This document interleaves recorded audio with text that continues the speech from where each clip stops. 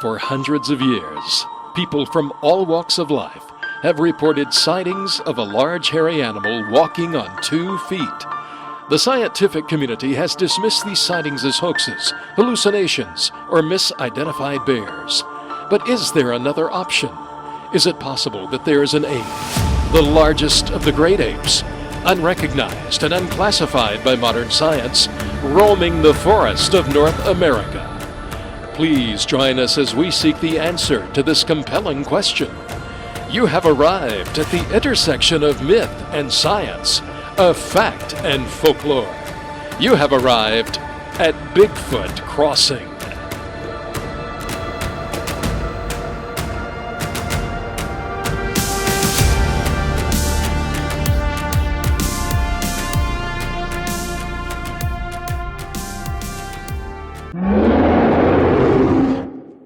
Hey, good afternoon, everybody. Thanks for showing up here at Bigfoot Crossing. We appreciate you being here. I'm Michael Willie, and I have my good friend Daryl Williams here. Daryl, how are you doing? I'm doing good, Michael. Good to see you again. Good to see you. Good to see you. In all your Bigfoot t-shirt glory. That's right. That's right. I love the t-shirt. Don't stop believing. You gotta keep is the believing. caption. That's right. And what's the depiction there? We have Bigfoot riding on a Loch Ness monster wearing a sombrero, and the sombrero is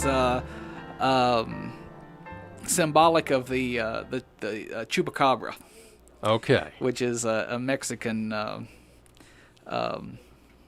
cryptid, I guess you could call it. Well, we're not going to give away some T-shirts today, but we are going to give away some prizes. Give away a couple of books. You know, Ooh. I was talking last week about John Green, and John Green is really one of the foremost investigators of Bigfoot. He was he's retired now. He is in his 80s now, actually, and back in the 50s was the owner and editor of a newspaper in Harrison Hot Springs, British Columbia, and got interested in it because he was publishing stories about it and started investigating it, started finding footprint tracks, and became a serious investigator of it. And one of the things that we were talking about last week with Dr. Bindernagel, and by the way, let me pause here for a second and thank John Bindernagel again for coming on the show last week and spending so much of his time with us and in that interview, and I really appreciate that. And that interview is available. If you would like a copy of the DVD, please send me a text at 615-516-7173, or you can send me an email at mbwillie@yahoo.com, and we'll get a copy of that DVD, or that not a DVD, but the CD out to you. But John Green was investigating these sightings, and just became convinced that there was something that science needed to be investigating. And he had the hardest time, of course.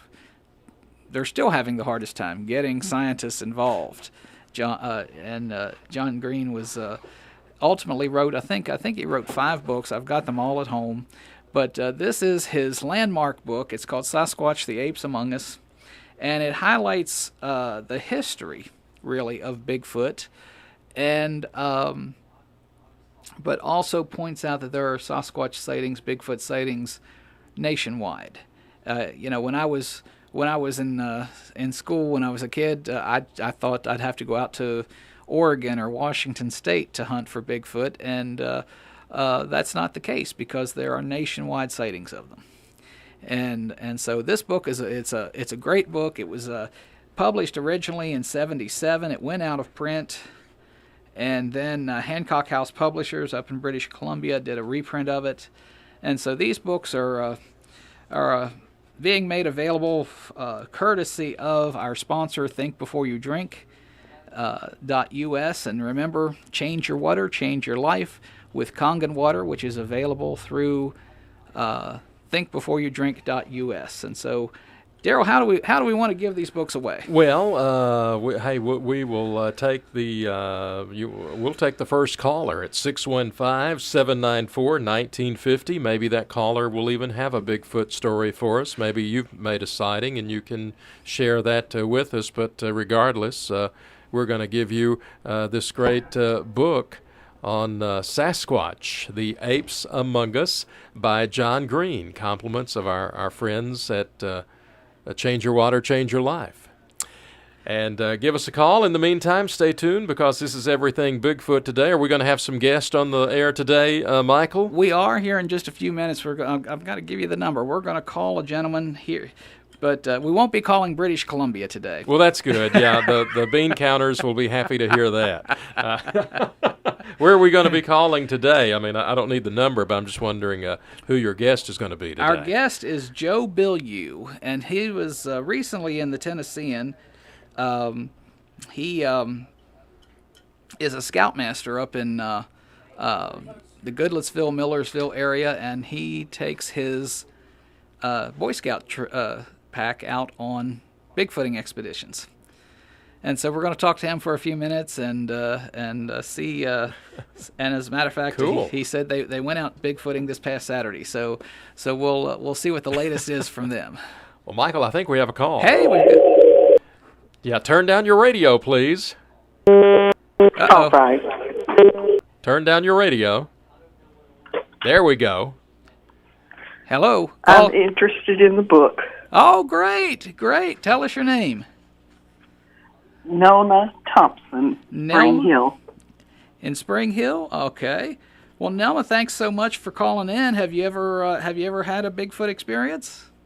No, I haven't, and I don't wish to have one either. Well, boy, you're going to find out a lot, Norma, when you read John Green's book, I bet. Yes. This is a great book. Thank you so much. Michael, can they pick the book up here at WAKM? Yes, or, they can just come right by here. We'll put Nelma will put your name on it, and you can come by the station here. Daryl, give them the address. Yeah, we're at 222 Mallory Station Road, Norma. It's Nona, Nona. I'm sorry, Nona. I'm sorry. Okay. Nona.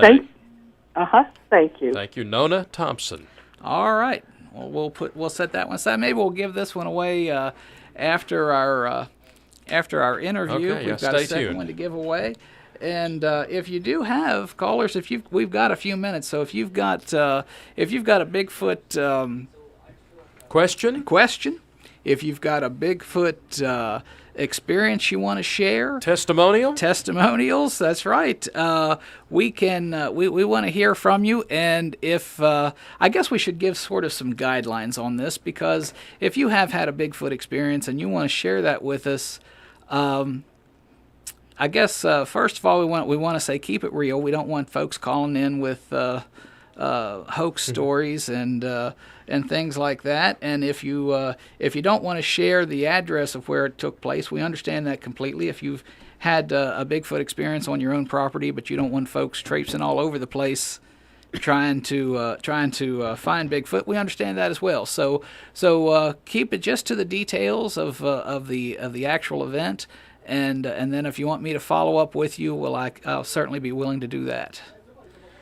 So, Michael, I understand that you've been known to take a few Bigfoot excursions. I have. I haven't got out in the woods lately. We're going this Friday. For some friends of mine and I'll give a shout out here now to Dave Thompson and Josh Sanders and Dylan and Will, who are going out with the Bigfooting Friday night, and Saturday will be overnight, and so we'll see what we can see. And, you mentioned when you were a little boy that you used to think you'd have to go out to the Pacific Northwest, and then you've learned more, and there are things closer to home. So it sounds like you've had almost a lifelong fascination with Bigfoot. I really have. I think I was in the 7th grade when I bought Peter Burns' book, The Hunt for Bigfoot, or The Search for Bigfoot, I think it's called. And Peter Burns, sort of a fascinating character. He was a former big game hunter who got involved in the search for the Yeti, and actually was on a couple of expeditions up Mount Everest. searching for the Yeti, and there was an oil man named Tom Slick, which I just think that is a great name for a For an Texas oil oil man, Tom Slick, who sponsored several of the expeditions up Everest, and then when Peter Burns sort of got involved with the hunt for Bigfoot in the 50s, and Tom Slick again bankrolled several of those expeditions, and then he wrote this book in the 70s, I guess it was, and I thought, if you're gonna go for Bigfoot, you got to go out to the Pacific Northwest, because that was the focus of Mr. Burns' book, and I hadn't heard of any. I was from West Virginia, but I hadn't heard of any Bigfoot sightings in West Virginia, and so it wasn't until about probably 20 years ago or so that I read John Green's book, Sasquatch: The Apes Among Us, and realized that it's not just a phenomenon in the Pacific Northwest; it's nationwide. From Washington State to Florida. They call him the skunk ape in Florida. And so I've gone out Bigfooting. I've had a few experiences, but I want to hear from other folks, and I want to hear what other folks have experienced. And if like I said, if you've got a question, you can call. If you've got a if it's a hard question, Daryl will have to answer it. But otherwise, we'll try to answer your questions. We'll try to direct you to places.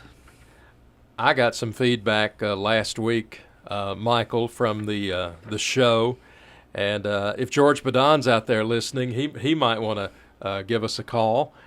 And George told me that his dad is from Slidell, Louisiana.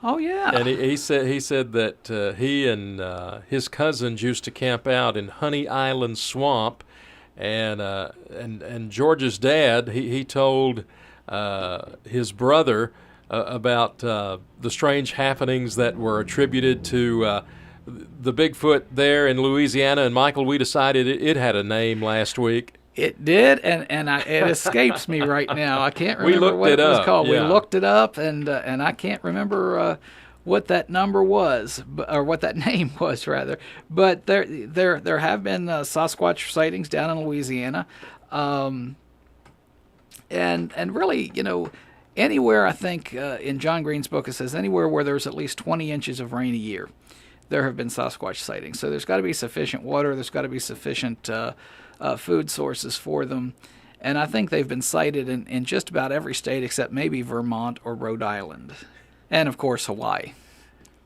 And you get thirsty when you're looking for Bigfoot, right? You do. So when you're thirsty, you got to drink the best water that's going to keep you moving through the woods, and that is Kangen water. And so I encourage people to go and visit our sponsor's website, thinkbeforeyouDrink.us, and change your water and change your life. Those are my two passions in life, really, is Kangen water and Bigfoot.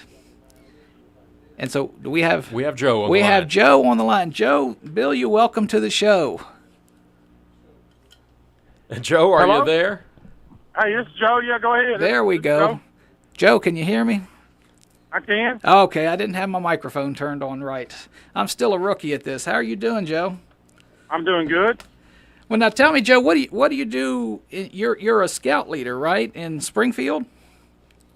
Yes, sir. I'm a Boy Scout leader for Troop 454.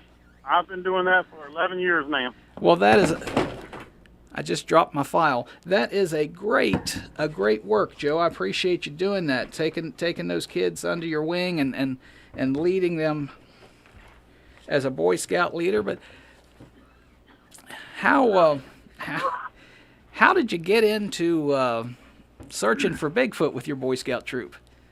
That's not in the Scout Leader's Manual, is it? No, it's not. I have proposed it to be a merit badge to the Boy Scouts of America, but they haven't picked it up yet, so I'm still trying. Well, if you need a voice of support, I'll support you for that, Joe. Okay. Yes, sir. I've been interested in Bigfoot since I was 10, 12 years old. The movie that really got me interested in it was Sasquatch: The Legend of Bigfoot.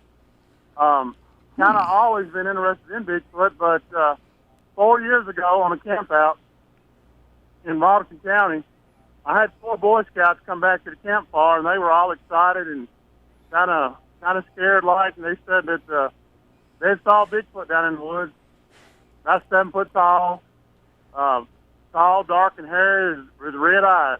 Wow. And I said, what was it doing? They said, it was just standing there looking at us. They said, we shined a light on it, and we go out running back to camp. That's the usual reaction. So we kind of got to checking on that, and the boys really showed some interest in Bigfoot, and I talked to Charlie Raymond with the KBRO in Kentucky, and Charlie and Don Neal, they set us up a hunt up there in Henderson County. Okay. We took 27 Boy Scouts up there, and they toured us all over that, and took us out on Bigfoot hunts, and really got us hooked from there. Wow, that's great. That is great. What kind of experiences have you had on your expeditions? Well, on the expedition in Crossville, Tennessee, we went up there with the KBRO also, and we rode horseback. Now, when I do Bigfoot hunting, I incorporate other things with my Boy Scouts so that they're learning. So on this trip, we got our horsemanship merit badge, and the boys got to ride a horse through the mountains. But talking about Bigfoot, I saw when we got off the trailer, it was like a hayride, and everybody's all excited to go Bigfoot hunting. I looked at a power line across the mountain, and I told my boys, I said, there's a Bigfoot standing right there. Isn't that amazing? So I turned on my camcorder, and I zoomed in on this, and it looked like a Bigfoot to me. I've still got the field photograph from it. I think it was a Bigfoot standing behind a fence row. Uh-huh. That's fascinating. Also up there in the Crossfield, we were on the mountaintop. This is at 2 o'clock in the morning. There were 4 of us that still felt like going out and Bigfoot researching. We were on a big flat rock up there, and there was some little seats, some little rock that looked like it was a horseshoe-shaped seat. So we sat down on the rock, and we'd already been out all night doing tree knocks and doing howls. So we just wanted to kind of go out there and be quiet and see what we could hear. Uh-huh. And my son does this owl call with his hands, kind of a hoot. He does with his blows in his hands. Okay. About 30 minutes, he done that, and something stomped his feet there on the rock with us. Or have you ever heard a horse gallop through the field? That kind of a blue, that galloping bass sound. Right. My daughter rides horses. I'm very familiar with that. Something stomped his feet that hard, and it vibrated me inside. It done it so hard, so loud. And we all went, what was that? And Charlie said he thought it was a Bigfoot that had come up on the rock and done a foot stomp. Wow. And how close would you have said he would have been to y'all? He was probably 40, 45 yards away from us on this rock. Yeah. Wow, that's amazing. That's pretty scary in the dark. It is. Well, that's what I tell people. And that's why I think the primary. I think I've never actually seen one. I'm hoping to. Getting out in the woods more so that I can increase my chances. But you get that flight or fight reaction in your body when you see something strange in the night, and your first reaction is to get away. Yeah, you're right. And so I can imagine, when we all watch movies about things that go bump in the night. Well, when you're out in the woods and something goes thump, thump, thump in the night, you're right. That's got to be a really hair-raising experience. Now, me and my Boy Scouts have been doing this for 4 years now, and we've got 12 documented reports in Robertson County. Wow. County, Tennessee. And, these are eyewitness accounts of people who saw Bigfoot, people that are business leaders and school teachers in the community, people that, you wouldn't think would make this up or lie to you. They're not interested in Bigfoot. They just saw one. Exactly. Yeah. That's the thing that troubles me so many times is, and I was talking last week with John Bindernagel, who's a wildlife biologist up in British Columbia, Canada, about the fact that the reaction of the press or the scientific community can really put a damper on people coming forward with their reports. You know, Right. if people look at you like you've got two heads, you really don't want to say a whole lot about it, and that's unfortunate. And go ahead. One of the reports that we took in Robertson County, it happened on the Stone Fork Creek. Now, this gentleman who told us this story, he's a retired Navy SEAL, and Wow. he's owned a couple of businesses in town, so he's an upstanding person. I would say he's probably 65, 66 years old now, but he told me that he was deer hunting off Stone Fork Creek with a longbow. He was up in the tree and had all his camouflage on, and he told me where he was hunting was down by a creek. There was a bluff that come off.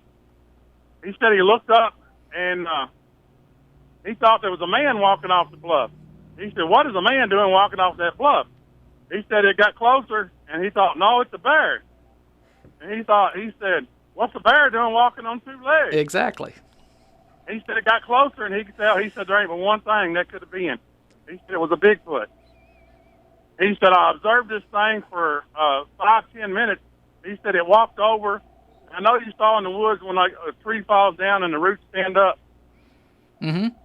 It usually leave a little concave place in the ground, Right. where the root ball stood up. He said this Bigfoot was gathering up leaves about an armload and throwing them in that hole. He said he was gathering them up and throwing them in that hole. He said he just watched him do it. Interesting. He said all of a sudden the Bigfoot stood up. He said it let out a blood-curdling yell that vibrated his heart and his inside. And I kind of know that feeling that he felt. And I said, "Ed, what did you do?" And he said, "Well, it scared me to death." He said, "I just kind of watched it for a minute." He said, after it yelled, it crawled down in the leaves and covered itself up. And he said, "I got the heck out of there then." So he got to watch a Bigfoot make a nest. Yes. That's fascinating. And it was taking advantage of a hole that was already in the ground because the tree fell over. Right. That's really fascinating. There's a lot of things that have been written about Bigfoots making nests, but that's the first account I've ever heard of someone actually watching them make a nest. And this guy, he's not a Bigfoot enthusiast. He's just an average person that goes hunting a lot, and that was his Bigfoot story. Now in Robertson County, me and my Boy Scouts, we have also found 2 footprints that we successfully cached. Oh, I would. I haven't found a foot. I think Please don't take this seriously, but all the listeners out there. But I would kill for a footprint cast. That's Daryl's laughing at me over here. I was first doing this with the boys because it was fun. It was something cool for them to do. And then we found that first full footprint, and I wasn't even prepared to find the footprint. And I had 5 boys with me. We were walking up the creek, and we found this 17-inch long bare footprint. It was like a trail, maybe like some Jeeps or something been driving up the creek. Uh-huh. And the track was in the side of a little mud puddle. And it was, I wear a size 14 boot, and it was 4 inches longer than my foot. Wow. 7 inches wide, 17 inches long. And I told the boys, I said, "Look, if we're gonna call ourselves Bigfoot researchers, we need to go back to town and get us some plastic." So it took us 3 days to. We went and got plaster. The next day we come back, we poured the plaster. It was about 100 degrees, I think, that humid summer. Our plaster wasn't drying too well. Okay. So the boys were down the creek playing, and I was trying to get the plaster poured, and kind of nervous getting the plaster poured, if it's something that big around there. But that's right. I was just sweating and trying to get the plaster poured. A tree limb fell out of a tree right there beside. I just almost left there. But even the first plaster track we found, just to carry that story back a little farther in some history of Robertson County, my dad worked for the highway department for 42 years. And when I was in the 12th grade, this was 1985, my dad told this story. It was a snowstorm, and Dad come in from the snowstorm that evening. He said, you know down there where Carr Road crosses 257? I said, yeah. He said, somebody was walking around there barefooted in the snow. He said, big old feet just walked right across the road in the snow. He said, who would be walking around out there barefooted? Exactly. I said, a Bigfoot. He said, there ain't no Bigfoot. So 30 years later, half a mile from where my dad saw those tracks crossing the road is where we found the 17-inch long footprint. Oh, wow. That's amazing. That's amazing. But see, people see things like that, you know, and not just your dad, but people will see these footprints that are in places where they ought not to be, in times when they ought not to be, like in the wintertime, or, you know, way out in some remote area. And they'll say, well, somebody's out here walking around in barefoot or walking around with false feet on. Well, why in the world is somebody going to do that? Yeah. No, I mean, there was no reason. This is a remote area. There's no reason for nobody to be out there barefooted. And especially in the middle of wintertime. Right. With a foot that big. Yeah.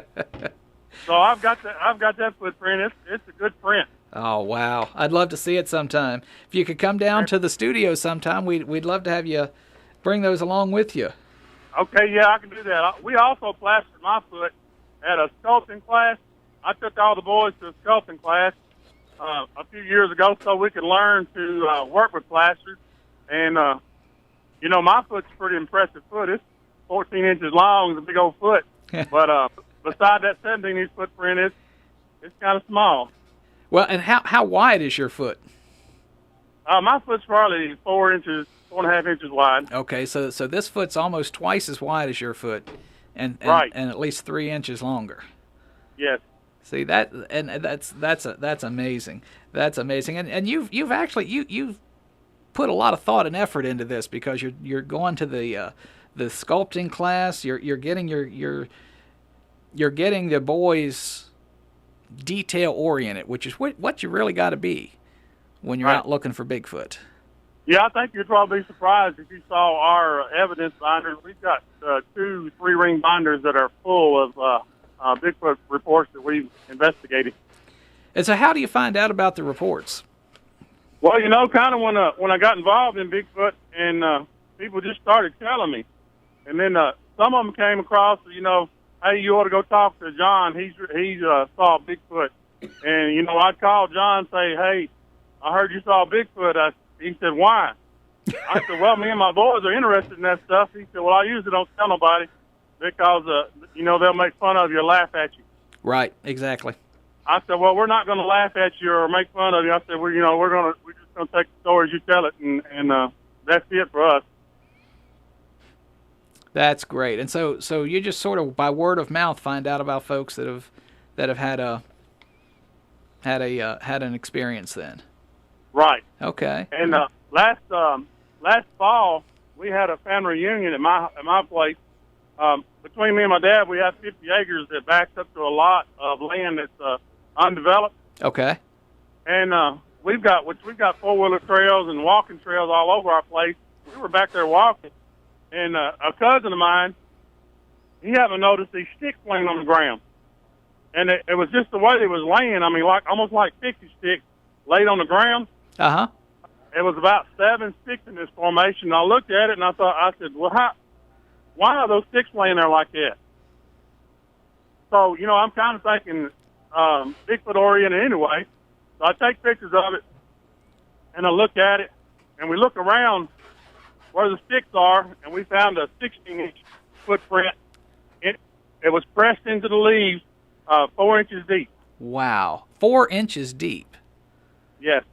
And we got to cast that footprint, so all the boys got to get in on that, and you know it made a real good cast because it was so deep. Right. But where it stepped on a limb, and the toes you could see the toe print on the limb in front of the cast. So it's 16 inches long without the toes on it. Wow.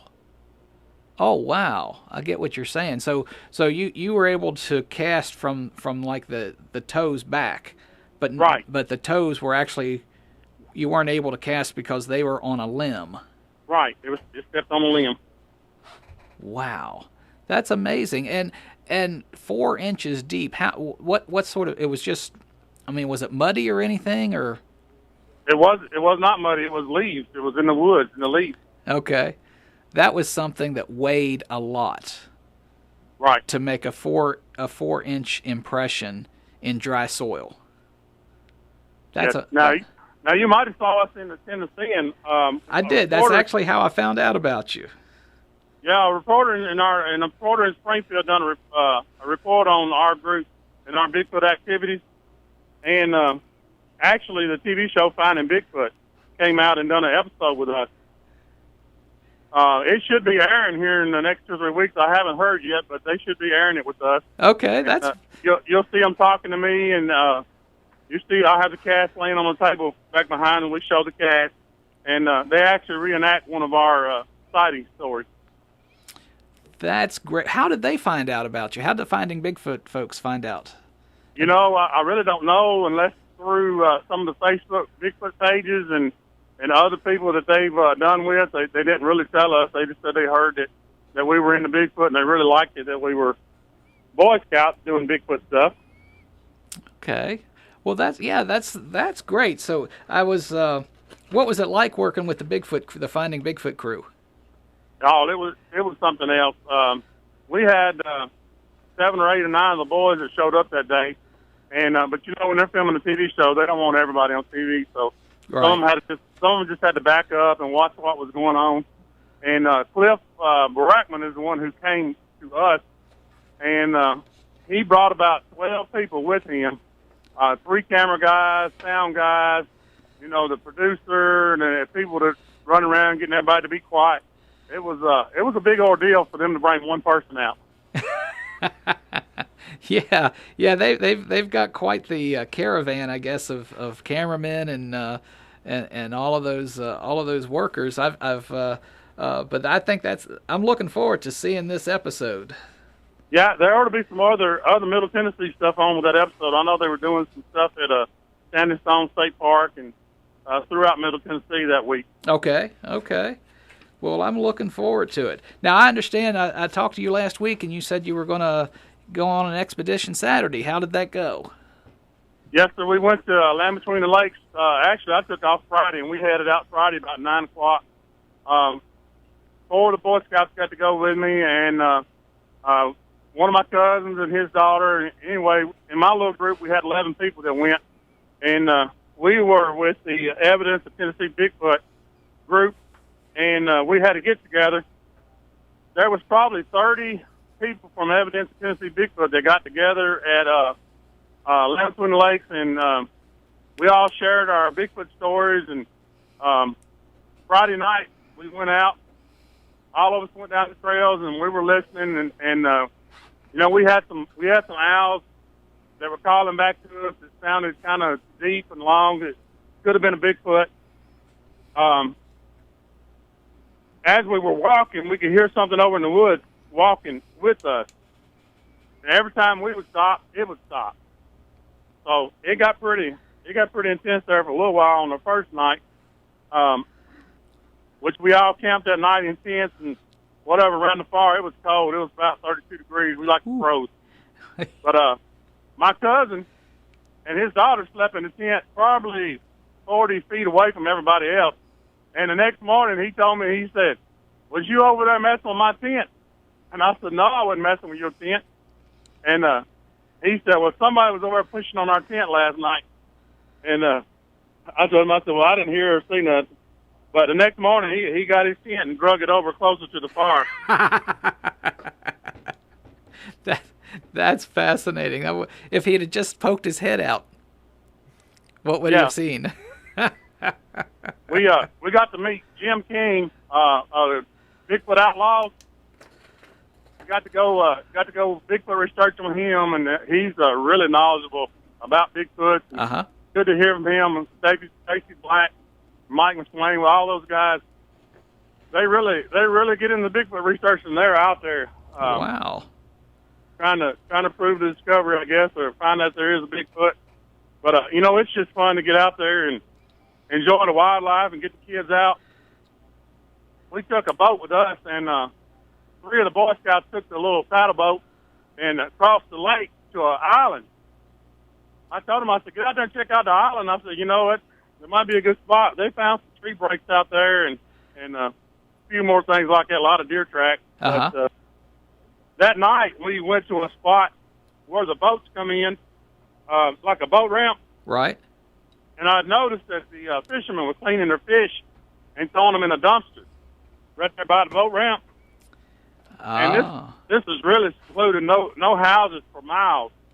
And I told my group, I said, we're going to go over behind that dumpster tonight. And, if I was a Bigfoot, I'd be coming to that dumpster to get some fish. So there was 11 of us went out, and we had we take kids with us. We had 2 boys. It was 7 and 8, and we had a little girl with us. She was 10 years old, and we all had red lights on. We got down in the woods. And, sometime with all the kids, they're whooping and carrying on and making a noise. And I've talked to other Bigfoot hunters, Adrian Erickson and so. They said just let them play, and maybe the Bigfoots will be interested and come in and try to check them out. I think that's a good idea. If you're, because they're curious, and I think if when I go out, rather than sort of actively hunt, I just try to make a lot of noise. I build a fire, I cook food, I get good smells going, and we just carry on like usual, hoping to draw something in. I think that's a good plan. Yeah, if you go out there acting like you're hunting, then I think they're going to probably try to stay away from you. It's like I told somebody the other day.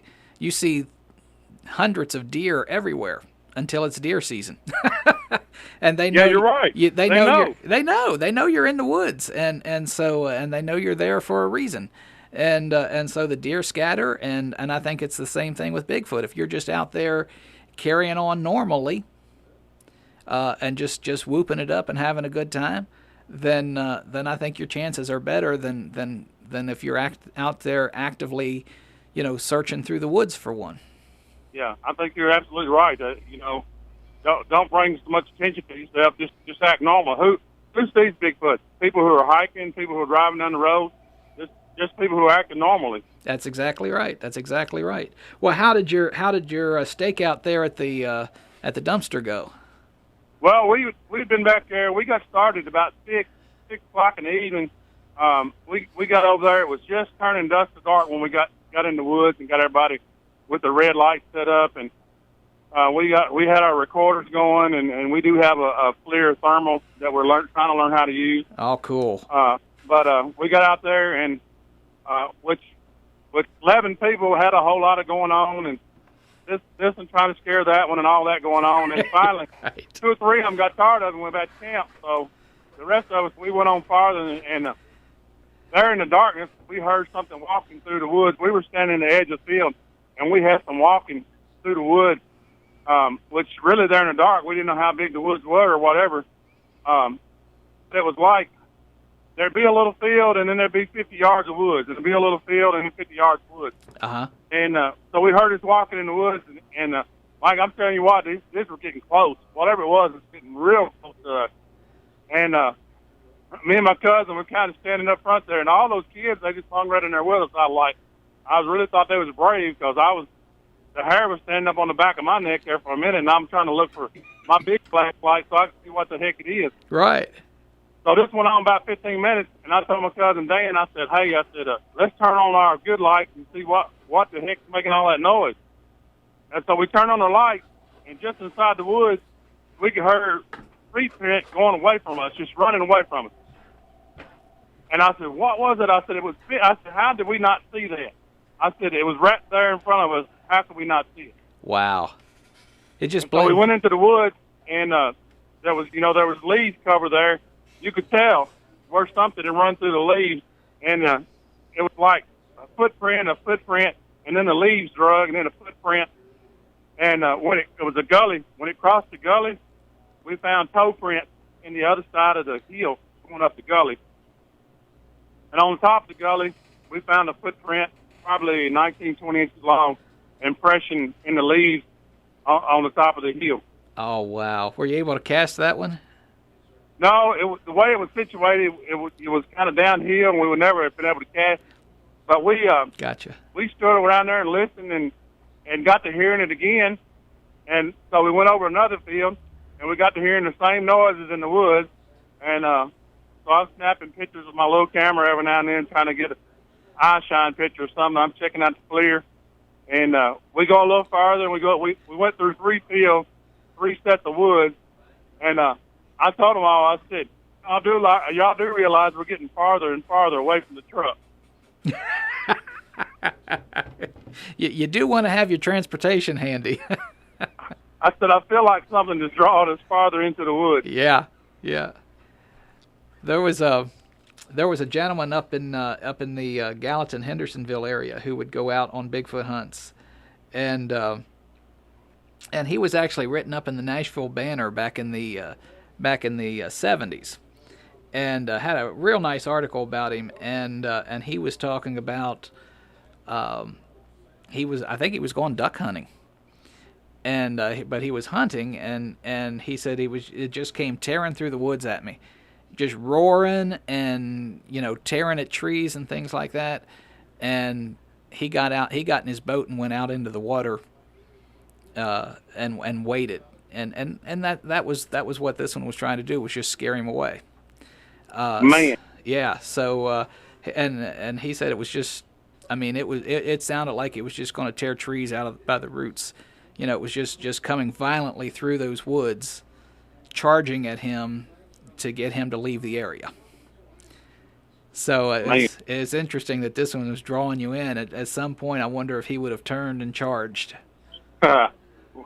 We kind of got tired and headed back the other way. I don't blame you. I like to keep the truck handy. There's not scared. We got tired. No, but no, and well, I like to keep the truck handy because I get tired easily. I'm getting old. But Michael, have you ever heard of the Carter's Creek Critter? Carter's Creek Critter? No, I haven't. That was a story that I grew up with in Robertson County, kind of a local legend, I guess you would say, or a creature.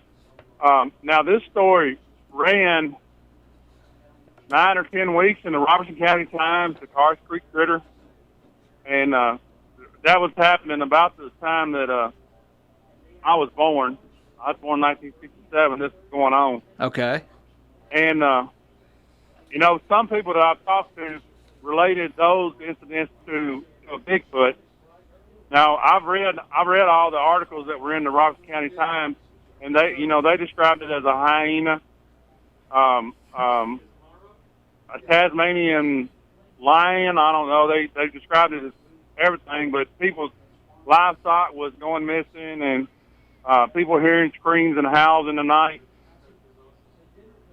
Wow. Right outside of Robertson County, and for 6 months, about every other week, it was in the Robertson County Times. You can look it up and see those, and I've really printed all those off and talked to my boys about them.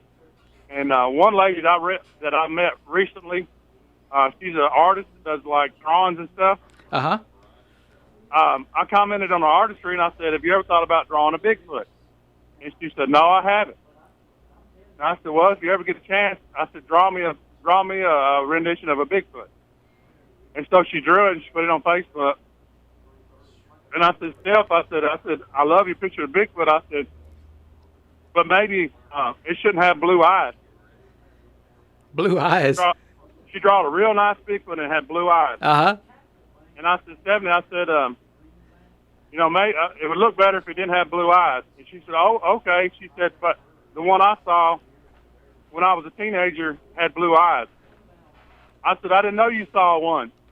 She said, "Yeah." She said, when I was at home, and she said, "I looked out the window." She said, "And this thing was looking back into the window." She said, "It was tall and hairy," and she said, "It had white eyes with blue retinas. She said it was a blue-eyed Bigfoot, Wow. and she calls it a tree man. Tree man. Yeah, and she said she told her dad about it, and he said it was probably just a Carrs Creek critter. Probably just the Carter's Creek critter. Carrs Creek. Carr. Cars. Okay, I'm sorry. I'm down here in Williamson County, and I know Carter's Creek. Carrs Creek critter. Yep. That's sort of a tongue twister there. Well, I do know, reading those reports, that WLAC radio station brought a helicopter into the research on that deal, and that was in 1966, 67 time. Now they were bringing a helicopter in wow. to fly over that area and see if they can spot it. Yeah. Wow. I'd love to see those reports. Are they available on the Robertson County Times website? If you Google Carrs Creek critter, you can look at all of them. Okay. I'd love to see those. I've also reprinted all of them and kind of added a helicopter to it and some drawings that I thought, in 1966 they wasn't doing much artwork in the newspaper. Right. But just something to tell my boys around the campfire or whatever. Yeah. Wow. So when do you think you're going out again? I always keep my eye open for a Bigfoot, but we are having a camp out on May the 6th. My boys and I, we're going to be camping on a spot on the Suffolk Creek. It's an 800-acre plot of land that we're the only people that this lady allows to be on, and it is secluded, and it is where we found the footprint. So we're going to be right in the middle of Bigfoot research area. Oh, that is fascinating. I would love to come out with you guys sometime. Oh, you're welcome to go with us. Well, you think it'd be all right May 6th? What day is that? That's a Friday. We're going to go, which the boys all get out of school, so we're going to go that Friday evening. And, it's going to be a make your own tent kind of, bring your own food kind of camp out. We're going to camp out Friday night and Saturday night. Okay. And, just being there in that area, you're going to be Bigfoot hunting because you're right there in the middle of it. So they'll be trying to catch some fish and build a fire, and it'll be a fun time. Okay. All right. Well, You're very welcome to go with us. Well, I sure appreciate it. Let me look at my schedule and see what my daughter's a very active equestrian, so I've got to make sure there's no horse shows or anything. But I'd love to come out sometime. Well, all right, you're welcome to go with us. Well, Joe, and I would like to bring my evidence, let you look through it and see what you thought, and maybe bring up something we forgot, another story. Yeah, let's do that, because I'd love to see all of that, and we can sort of compare notes. All right. Yeah.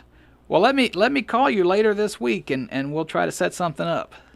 Okay. All right. Joe, thank you. We're about out of time. We got about 5 or 6 minutes left, but Joe, I want to thank you so much for coming on the show and your fascinating stories and for the great work you're doing with these Boy Scouts. I know that's a real labor of love, and we appreciate you being the scout leader. I know that's a hard job. Well, the young people are our future, and we gotta raise them right. Yes, sir, and we appreciate your work in that effort. Well, I'm so glad I got to talk to all y'all and get out there and look for a big, get out in the woods and do something. Get off those phones. That's right. I'm actually going out Friday night, so we're going to have a good time. All right. All right, Joe. Thanks a bunch. Talk to you later. Thank you. Thank you. Bye-bye now. Bye-bye.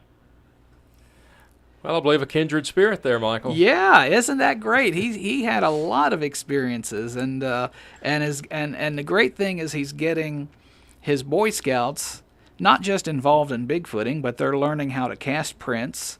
They're learning, how to track things in the woods. I think they're outdoors. They're outdoors, which is a whole lot better than being indoors playing on the computer games. Yeah. I think that's just a great thing he's doing. They're exercising their imagination. Exactly. And all those skills. Just all of those great skills that they're going to need. And if you get active when you're young, you'll stay active when you're older. And getting those kids out in the woods, I think Joe Bilyeu is doing a really, really great work. including doing the Bigfooting, but just being the scout leader and getting those kids active and doing that in itself is a great job. But then to get them involved in the search for something that science doesn't recognize, that's a real, there he is, there it is right there. That's a real feather in his cap, and we appreciate all the work Joe Bilyeu is doing. And next week we'll try to have more time for call-ins and for questions. And so if you've got a question, if you've got a comment, call the number. Daryl, give them that number in case folks want to write it down. The telephone number is 615-794-1950. And we may have some more giveaways next week. We'll have more books to give away. I was going to try to give the second book away, but we'll wait until next week to do that. We've run out of time. Kind of run out of time, but that's fine because I love talking with Joe Bilyeu. That was a great and fascinating interview. And now, if we get thirsty and we're out looking for Bigfoot, what do we need? We need Kangen water. www.thinkbeforeyoudrink.us. Get you some Kangen water. You can call me. You can. My contact information is on the website. I'll bring you a sample of the water, a gallon jug to sample, and you can really, truly change your water and change your life. It's what I'll be drinking this weekend when I'm Bigfooting. It's what I drink all the time. So change your water, change your life, and join us back here next week for more at Bigfoot Crossing. Thank you all so very much.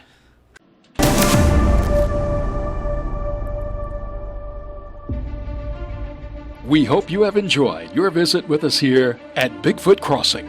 The internet home for Bigfoot Crossing can be found at www.bigfootcrossing.net.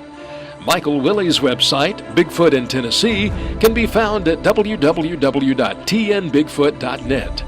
Please follow us on Facebook at Bigfoot Tennessee. You can also follow Michael Willey on Twitter. His handle is at Michael B. Willey. Each episode of Bigfoot Crossing is posted to the Bigfoot Crossing YouTube channel. Please subscribe so you can be notified when new episodes are posted. Your feedback is always welcome. Please email questions and comments to tnsasquatch@gmail.com. Be sure to let us know which episode you have a question or comment about. Thanks for joining us today. We look forward to seeing you next time right here at Bigfoot Crossing.